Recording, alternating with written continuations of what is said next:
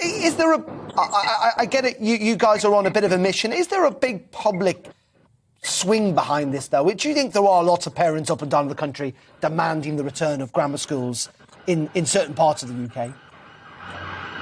I personally think, Darren, that a lot of parents are really concerned about making sure that education is the very best for their children. They know that to truly level up, education has to be at its best, and that grammar schools are just another option within the system that enables their children to have an opportunity to go on to thrive further down the line, whether that be in going through a technical education or going through the traditional routes of sixth form and then on to university.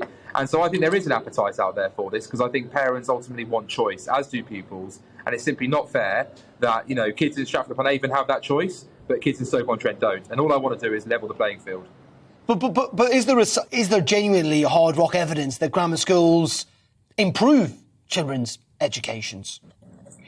Well, absolutely. Northern Ireland's a classic example where it increased education attainment by, I think, over 10% when the grammar schools were introduced, and the outcomes of those students. And we've seen it in many stories across our country. You know, my mother is the product of a grammar school system, enabled her to get off the council estate in London and provide my brother and I with the very best.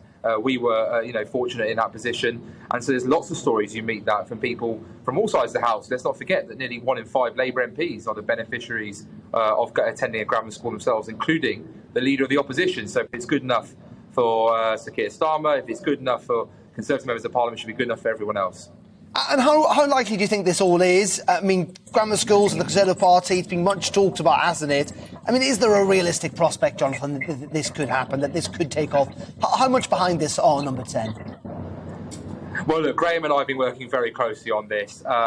We think there is a large amount of support within the Conservative Parliamentary Party for getting rid of Labour's ban on new grammar schools. I just think we're not demanding lots of new ones be built. We're happy for each local area to have to make their case, so there's no cost element to this. But it's simply not fair that, there's a postcode lottery, that 11 local education authorities in the London and South East have 60% of the grammar schools. There's not a single one in the North East, which means kids in Teesside don't have the same choices as kids in Kent. Kids in Stratford-upon-Avon have a head start or more of an advantage than kids in Stoke-on-Trent because they have the option available to them. This is about spreading opportunity and fairness across our system, and the government recognises that grammar schools work. That's why they're giving them a special status within this schools bill, and all I'm asking for them to do is spread that special status across the rest of the country.